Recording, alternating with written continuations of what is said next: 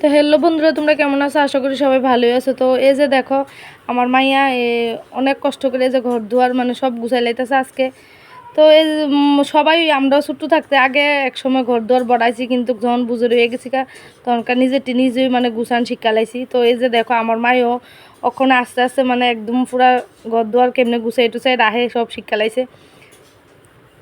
তো আজকে একদম মানে কি কইতাম, প্রচণ্ড গরম পড়ছে, এমন গরম মানে কওয়ার মতন নাই। তো আমি আজকে একটু বাড়ির মধ্যে অনেক কাজই লাড়া দিছি। এই যে দেখো ঘরে রান্নাঘরের র্যাক ট্যাক সব বার করছি, এই যে ধোয়ানোর লেগা ড্যাক করে যা আছে সব আজকে মানে ক্লিন করালাম একদিনই।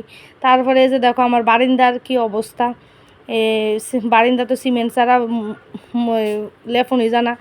তারপরে যে আমি তাড়াতাড়ি করে এদিকে আমি বাসন টাসন ধুইয়া তো আইয়া পড়ছি। তো আমার জামাই লই এই বসি, যে ঠান্ডা তো সবার আগে তো এই যে দেখছো আমার ছোটো কন্যার ওই দেওয়ান লাগে যে কোনো জিনিসই আনো, তারপরে আমরা খাই।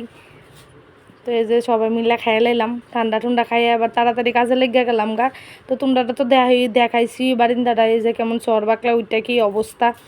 হ্যাঁ, এদিকে এই যে অনেক কষ্ট করে আতফাও দইরা জামাই এই সিমেন্ট আনাইছি আজকে মনে 1-1.5 মাস পরে।